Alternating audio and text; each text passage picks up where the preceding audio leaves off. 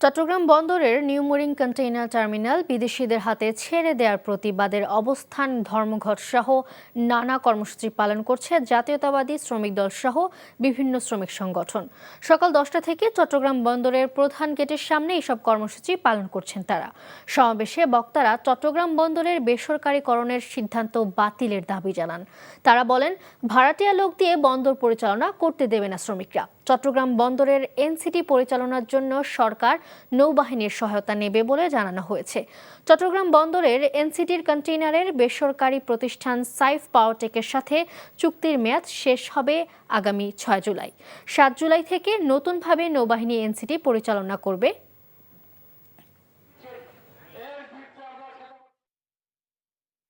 Bundle থাকলে প্রতি সেনমানিতে টাকা বাঁচবে। বিকাশ সেনমানি বান্ডেল কিনে জিতুন প্রতি লেনদেনে। চট্টগ্রাম বন্দরে আছেন সহকর্মী আরিচ আহমেদ, সরাসরি চলে যাচ্ছি তার কাছে।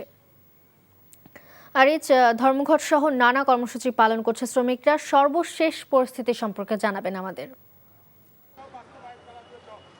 মালিহা, আপনি দেখছেন চট্টগ্রাম বন্দরের সামনে আসলে শ্রমিক কর্মচারী ঐক্য পরিষদ এসকোপ সকাল থেকে নানা কর্মসূচি পালন করছে। এর মধ্যে আমরা যেটা দেখেছি, প্রধান গেটে তারা অবস্থান কর্মসূচি গ্রহণ করেছিল এবং সেখানে সভা সমাবেশ করেছে। এরপরে তারা চট্টগ্রাম বন্দরের যেই সড়ক আছে, মূল সড়কে তারা সভা সমাবেশ করছে।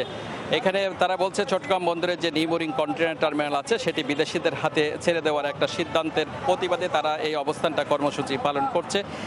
যদি বা এটি সরকার যে এর আগের সরকার, আওয়ামী লীগ সরকার আসলে এটি ডিপি ওয়ার্ল্ড নামে একটি বিদেশি একটি সংস্থার সাথে এই কন্টেইনার টার্মিনালটি আসলে পরিচালনা করার জন্য চুক্তি হয়েছিল এবং বর্তমান অন্তর্বর্তীকালীন সরকার সেটি আরও এগিয়ে নেওয়ার কাজ শুরু করার পর থেকে আসলে এখানে শ্রমিক কর্মচারী ঐক্য পরিষদ, জাতীয়তাবাদী শ্রমিক দল সহ বিভিন্ন সংগঠন দীর্ঘদিন ধরে আন্দোলন করে আসছে এবং তারা বলছে যে দেশের এই গুরুত্বপূর্ণ একটি সর্বাধুনিক কন্টেইনার টার্মিনাল দেশীয় এবং বন্দর যেন পরিচালনা করে। তবে সর্বশেষ গত সপ্তাহে যে অন্তর্বর্তীকালীন সরকারের কয়েকজন উপদেষ্টা এসে যে নৌবাহিনী এটি পরিচালনা করার এমন একটি সিদ্ধান্তের কথা জানানো হয়েছে। যদিও বা শ্রমিকরা যেটা দাবি করছে যে এটি সাময়িকভাবে এরা পরিচালনা করলেও পরে হয়তো এটা বিদেশিদের হাতে দেওয়া হবে, এটি যেন বিদেশিদের হাতে তুলে দেওয়া না হয় এবং সেই জন্য শ্রমিকরা আসলে দাবি জানিয়ে আসছে।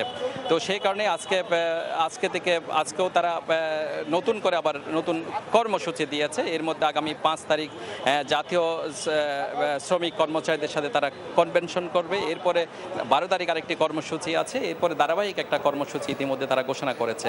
মালিহা, এই ছিল এইখানকার সর্বশেষ। জানছিলাম চট্টগ্রাম বন্দর ধর্মঘটের খবর। বান্ডেল থাকলে প্রতি সেনমানিতে টাকা বাঁচবে। বিকাশ সেনমানি বান্ডেল কিনে জিতুন প্রতি লেনদেনে।